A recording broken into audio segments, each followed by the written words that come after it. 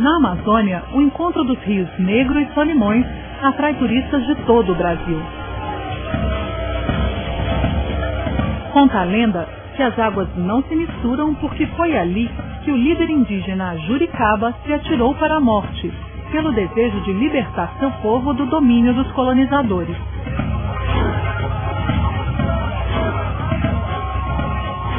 A exploração econômica da Amazônia começou em 1541, quando o capitão espanhol Francisco de Orellana desceu o rio em toda a sua extensão. Ele foi o primeiro a desvendar as riquezas do lugar e enviou relatos de seu achado à Europa. Assim, a cobiça se espalhou. Portugal, França, Holanda e Inglaterra passaram a organizar expedições para invadir e explorar a região. Para facilitar a dominação dos indígenas e forçar a ocupação, os colonizadores deslocavam as tribos à força para lugares distantes. Era o chamado descimento. Longe de suas terras, os índios ficavam confinados e eram submetidos a trabalhos forçados. Ali, abandonavam suas crenças pela fé cristã, pregada pelos jesuítas. No século XVIII, os portugueses já dominavam a região e mantinham fortificações e povoados em pontos estratégicos. Mas as missões enfrentavam cada vez mais a resistência e a revolta dos povos indígenas. Em um afluente do Rio Negro, havia a grande aldeia da tribo Manaus. Ali vivia o corajoso guerreiro Ajuricaba, filho do cacique Uiuiebene. O jovem era belo e forte.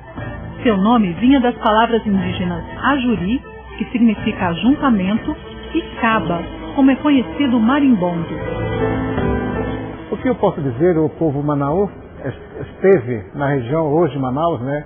Antigamente chamado por nós como Dia Canenavi. Dia é rio, Canenavi é casa do Abiú, terra do Abiú seria isso, né?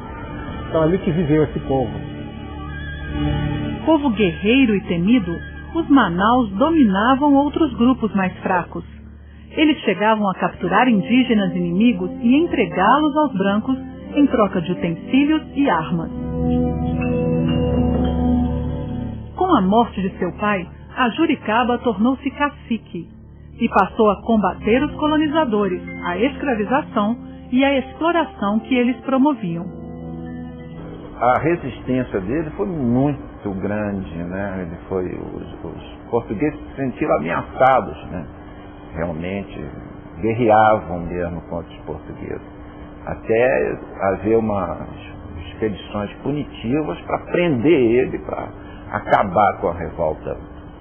Em 1723, indígenas comandados por Ajuricaba atacaram uma tropa vinda de São Luís. Tão logo soube do ocorrido, o governador do Maranhão e Grão-Pará pediu reforços a Portugal. Maia da Gama mandou dizer ao rei que o cacique guerreiro era uma ameaça, pois estaria aliado aos holandeses. O cabo Belchior Mendes de Moraes foi enviado de Lisboa e seguiu para a região do Rio Negro com seus soldados. Mas nem assim foi possível conter Ajuricaba. O cabo Belchior pediu ajuda ao governador, que enviou João Paz do Amaral e mais uma tropa ao encalço do guerreiro.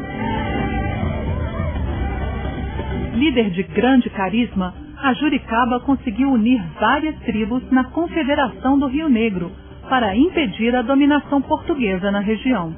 Estrategista, o cacique criou uma vigilância permanente para dificultar o acesso inimigo desde o Baixo Rio Negro até o Rio Branco. Toda a região ficou sob o comando de Ajuricaba. Os ataques se estenderam durante anos. Finalmente, Belchior Mendes pediu mais reforços. Lembrando-se de uma lei de abril de 1655, que já havia até sido revogada, declarou a chamada Guerra Justa. Essa lei justificava qualquer ação ofensiva contra os indígenas. Os ataques de Ajuricaba eram motivo suficiente para a guerra. A Guerra Justa, inclusive, tem o selo papal, né, junto com o rei, né?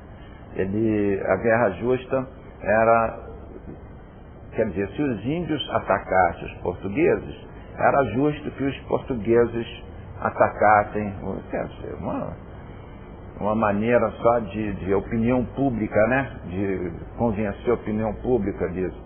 Mas com isso os portugueses atacavam quem não atacava também.